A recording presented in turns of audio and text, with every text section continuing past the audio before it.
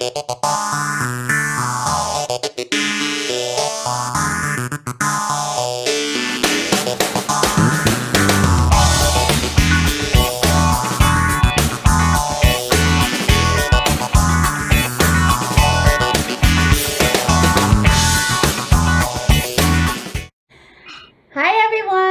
back to WTF, Walk the Floors. I'm Stephanie Ledger with my co-host, Michèle Kline. Hello, everyone. We are going to talk about spring break today. So this is our spring break fashion. Stephanie, tell us what good news do we have and share a little bit of where we stand today before we take a deep dive into spring break. Absolutely. So yes, spring break party time, but we have our own party to be celebrating because this is episode 20. Woo! So thank you so much to you guys, all of our friends, family, and audience in the industry listening to us and hearing all of our insights that we've been able to provide throughout the last few months and being able for you guys to take those back to your team so you don't have any WTF moments while you're walking the floors. And also, too, we have some great announcements that we are going to be announcing in the month of April with some amazing partnerships and even elevating to a bigger audience in the hospitality industry. So please stay tuned. Continue along this journey with us. We're so excited and we always are looking for new ideas and guests. Of course, if you want to come on to our show, please reach out and we can see how we can be able to align in partnership too. Sounds fantastic. So this day is a special day. We're all going crazy. We're going into spring break. Spring break started in many different areas in the country. And guess what? Spring break is nature's way to say, let's party. Woo! So bring it on spring break. Let's discuss a few crazy stories of how we have dealt with spring break in the past. But we're going to start with a boring story. And I'm going to be the one telling you that boring story. So my boring story is coolers. Who doesn't love coolers when you're at a resort, right? Everybody wants to bring coolers. So I was at a resort that was on the beach, had a few pools right on the beach, and everybody loved to bring their coolers. So clearly it was probably not a super high-end resort, as you can tell from the story. And my team in front desk was tired of having to tell people to turn around and take their coolers back to their vehicles because coolers were not allowed. So finally they reached out to security one day. They've had it.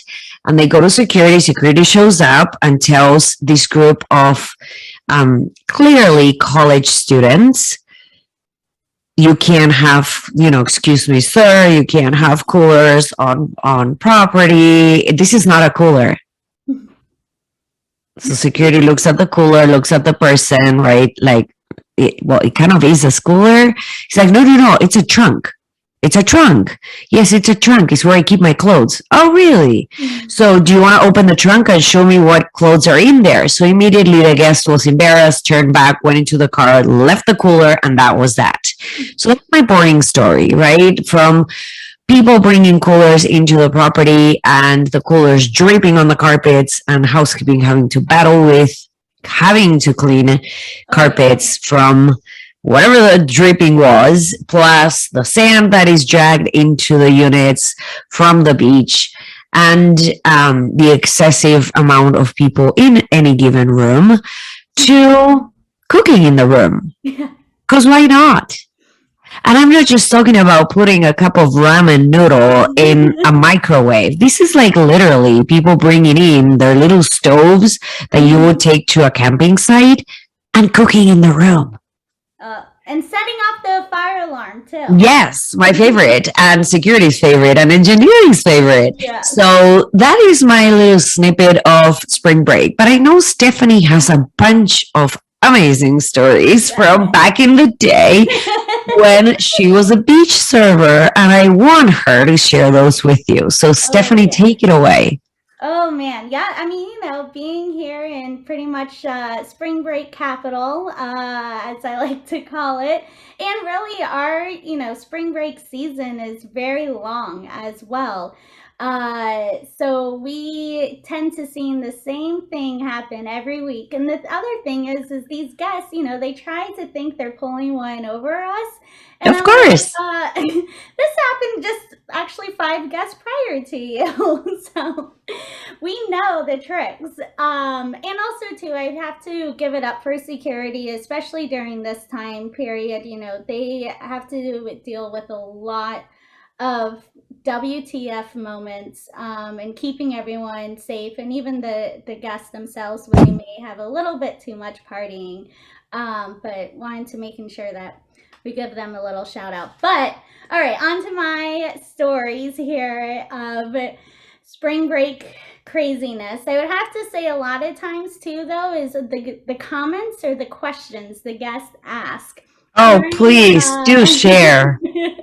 during the time period is, they may be visiting from up north or from an area that isn't surrounded by water.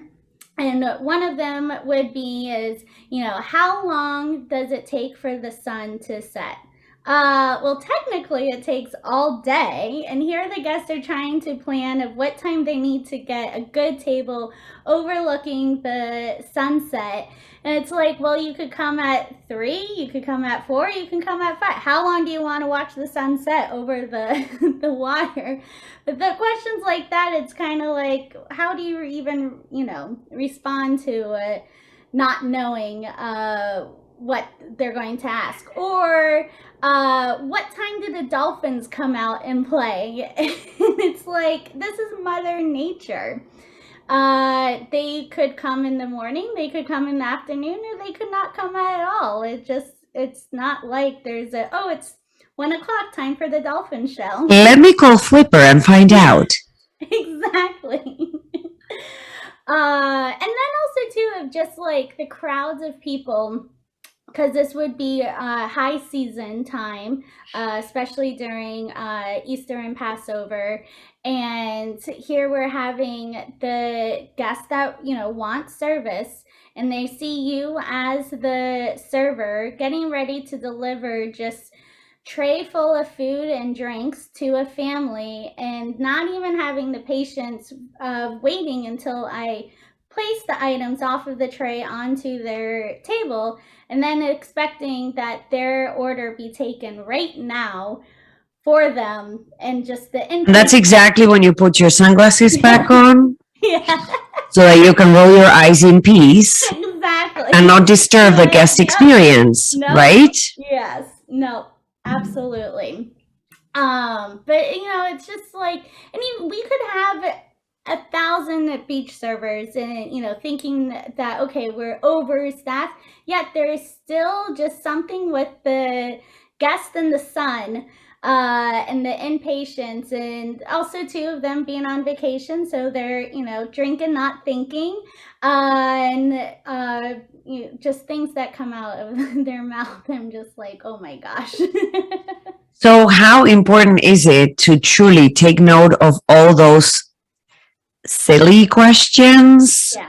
or unexpected questions and train our team on how to deal with them, so you don't have a team member that is rolling their eyes, Yeah. forgetting that they're not actually wearing their sunglasses at that point, right? Or they Yeah. like completely express themselves through their body language, and then you can't recover from it. So preparing them. So what are some tips, Stephanie, that you can share for management or leadership to prepare their team members for the various different reactions a guest may have during spring break? And then we'll take a little bit of a deeper dive into how do we prepare the actual property for spring break. Yes. So I would have to say, as you mentioned as well, is body language, of making sure, taking a moment before you're reacting to what the guest may be asking, instead of being blunt and being like, WTF. So that would be, number one with training, but then also too of reminding the staff because they live in the area and they don't, may not know what it's like to be visiting Florida for the first time or anywhere that's where there's warm weather in the months of March and April, or even, California, Vegas, everywhere else, of just reminding of, we always say put yourself in the guest shoes. So how would they be acting, or yourself be acting, if you were on vacation and it's been a while and you're here entertaining with your friends and family, and maybe you are going to ask those questions of wanting to see mother's nature sunsets or the sea animals, and being, how now can we be able to respond accordingly without also too making the guests feel shameful that they even asked the question that we may think is silly. Absolutely, absolutely. Especially what time do dolphins come out? I mean, anyone who doesn't, like you said, if they don't live near the water, they could very easily be asking that. I mean, literally, like, Yes. is there a specific time in the day where maybe dolphins come out to play? Yeah. Or, sorry, it just also reminded me is, we're not always sunshine. And so when we do have Mother Nature that's a little bit upset, and then we're having cloudy weather and rain, and they expect to eat outdoors, and we mention to them of just saying how our kitchen is set up. Like, your food's most likely going to get a little wet coming to the table. Oh, no, this is fine. We want to watch the rainstorm. And then they get their food. Obviously, we try to our best to making sure that it's covered appropriately for them. Or then all of a sudden the wind changes and now it's going into a different direction. And then they expect us to be the ones that is the reason why they're having a horrible vacation, because there's no sunshine. Or the reason why they're wearing their salad all over them, or the reason why they're actually, you're serving them an aquatic surf and turf. Yes. Yes, exactly. But those are also too just crazy moments during the spring break times, or just any time when you're in warm weather and on vacation by the beach and by the pool. But another thing I would also to say with your employees is this is a time that, depending of the location of your property where it is the height of season, but making sure that you're promoting that employee engagement and working with your team, of knowing that they can come to you and saying, hey, we say when we're in serving, I'm in the weeds, I'm busy, instead of them not feeling comfortable to say, and now they're just going down as a sunken ship, and it's just trying to now catch up to making sure that they can accommodate to all of their guests and tables. But if they're not saying anything to their management, having the management saying, okay, how can I be able to help you? Is it just refilling water? Okay, let me, simple things like that. But the communication between the employee and management is crucial during these high busy times. Absolutely. So let's take it indoor and talk a little bit about how the front desk suffers, how your bell team suffers, how your concierge team suffers, how housekeeping suffers, right? Mm-hmm. And I want to deviate a little bit the focus from having a property on the beach to having a property inland in areas like, for example, Arizona, Nevada, Colorado, areas where it's perhaps temperatures get really, really high. How do you keep your valet team hydrated and make sure that they keep themselves hydrated, and, allowing them to use towels, wet towels around their neck, and perhaps make sure that you have towels that they can use that are as part of the uniform, so that you don't lose that brand standard in the process of keeping them safe, right? Mm-hmm. But how many times have you worked with teams especially I have, like on this side of the country, where it's excruciating hot, and now you're in a perhaps timeshare resort where you have different buildings to go to from one place to the next, and you're turning the house constantly during spring break, and there are constant requests that you have to fulfill. So how do we keep the team engaged, and how do we keep them on point when they're dealing with those high temperatures, when they're dealing with not having perhaps the appropriate tools in the respective storage areas in those buildings, instead of having to go back and forth from building to building, or getting a heat stroke, and from that not being able to produce the level of service that is expected, or they can't be in a good mood because that it's just so hot. Yeah.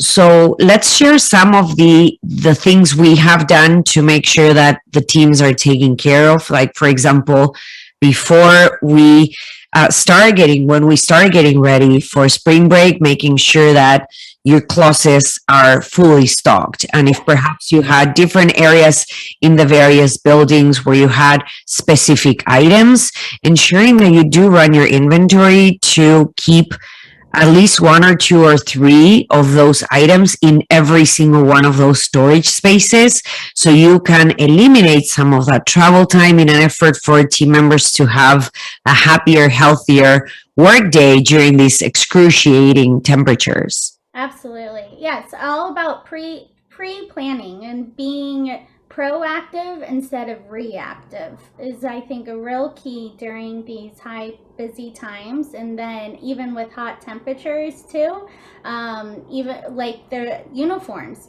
making sure that their uniforms are adequate towards the temperature, if they are more of an going to be more outside versus inside of the property, and like how you had mentioned too with the wet towels.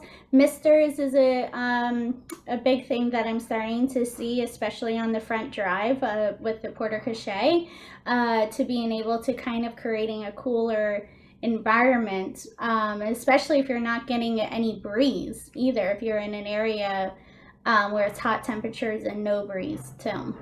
Yeah, absolutely. And for leadership teams who, there's specific days out of the week where you do have to manage behind the desk, right? Where you're working on your budgets, or you're working on specific projects, or I don't know, you have your QBR that you're preparing for. So making sure that at least you carve out 1 hour of your day to go out and visit with your team members, especially the ones that are working outdoors, your outside maintenance team, your engineering team, your valet team, in properties where housekeeping is exposed to the elements. Then go touch base with them. I've had in several properties instances where throughout the summer we would run shifts where our leadership team would go down hallways and give each housekeeper or any team member who was working outside in an open property, make sure that they had, for example, very cold little Gatorade bottles. Yes. And it's something so simple, it's cost efficient, and it truly goes a long way. It shows your team that you truly, truly care. Yep. So being creative in those ways to keep the employee morale up so that they don't just decide not to come back in the middle of season. Yeah. And working with your vendors.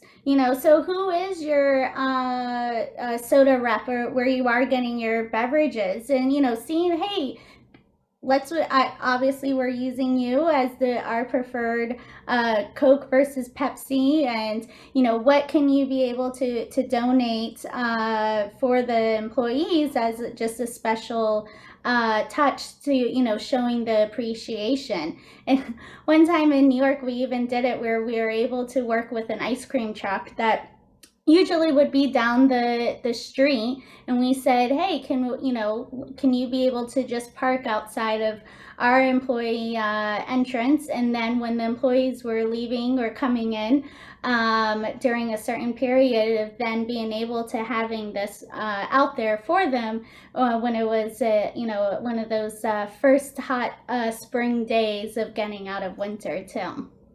Getting everyone in this summer spirit.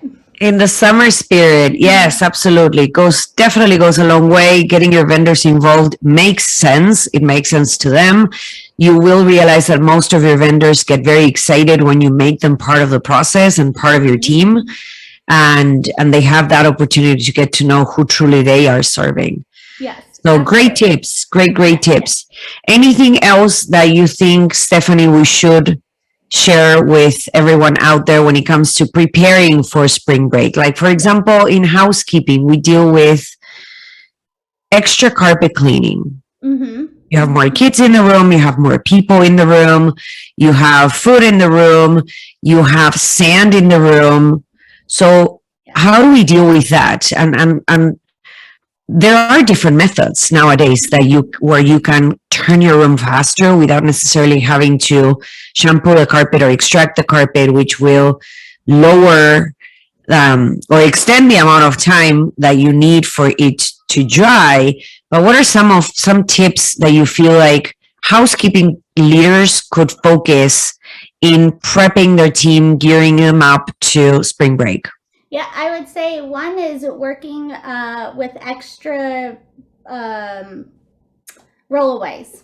So this tends to be the first item of the request that all of a sudden you have that group of family or friends that are arriving at 10 o'clock in the evening. They're one of your last arrivals, and obviously they need a rollaway, and then there's no more left. And now this is just in the beginning of the week that everyone's staying. So then you're going to be running into the next day. So I would definitely making sure with extra pillows, blankets, if there is anything that hasn't, it's been hold off in laundry, if you do send your laundry out, making sure that, okay, we're getting everything that we're sending out, we're getting it back, because all of those extra requested items are going to be the first to go. Even cribs also too, and cribs versus pack and play. So making sure that your team, say reservations, concierge, front desk,